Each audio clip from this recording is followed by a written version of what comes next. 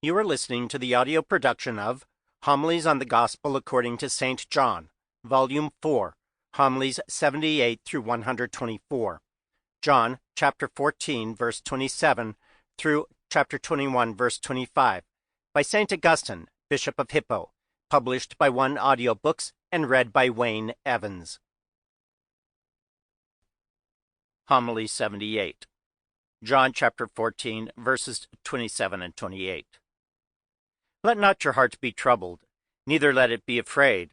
Ye have heard how I said unto you, I go away and come again unto you. If ye loved me, ye would rejoice, because I said, I go unto the Father. For my Father is greater than I. We have received, my brethren, the words of the Lord, saying to his disciples, Let not your heart be troubled, neither let it be afraid.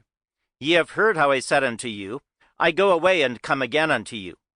If ye loved me, ye would rejoice, because I said, I go unto the Father.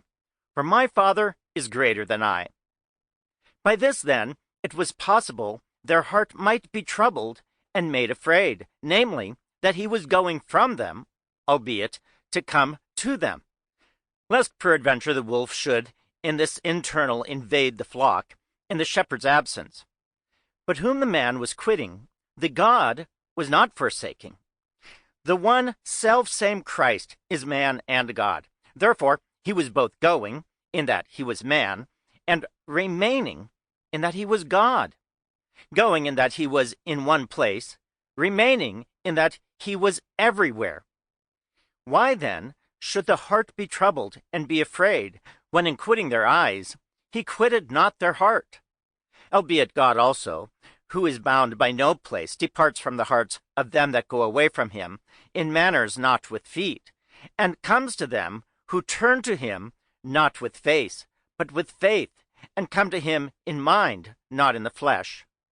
But that they may understand it to be in regard of his being man that he said, I go and come to you, he further said, If ye loved me, ye would rejoice, because I go to the Father. For the Father is greater than I. It was therefore in regard that the Son is not equal to the Father that he was about to go to the Father, from whom he shall come to judge the quick and the dead. While in regard that the only begotten is equal to him that begat, he never quits the Father, but is with him everywhere, whole by equal Godhead, which no place contains. For being in the form of God, as the Apostle speaks, he thought it not robbery to be equal with God. For how could that be robbery, which was nature, and not usurpation, but by nativity? But emptied himself, taking the form of a servant. Therefore, not losing that, but only taking this, in that sort of emptying himself, that he appeared less here than he remained with the Father. For in truth, the form of a servant was taken, not the form of God forsaken. This was assumed, not that consumed. In regard of this, he says, The Father is greater than I. But in regard of that, I and the Father are one. Let the Arian attend to this, and by attending, be sane. Not by contending, be vain, or what is worse, insane. Such is this form of a servant, that in it the Son of God is less, not than the Father only, but also than the Holy Ghost. Nor only that, but even than himself, because in the form of God he is greater than himself.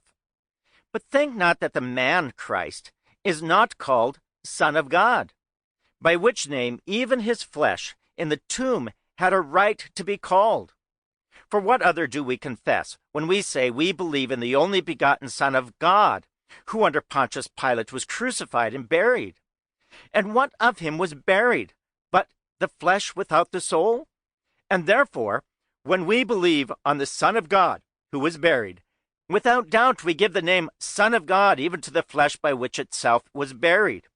Therefore, the same Christ, Son of God, equal with the Father in the form of God, in that he emptied himself, not by foregoing the form of God, but by undergoing the form of a servant, is greater even than himself. Because greater is the form of God, which was not foregone, than that of a servant, which was undergone. Where is the one? Sample complete. Ready to continue?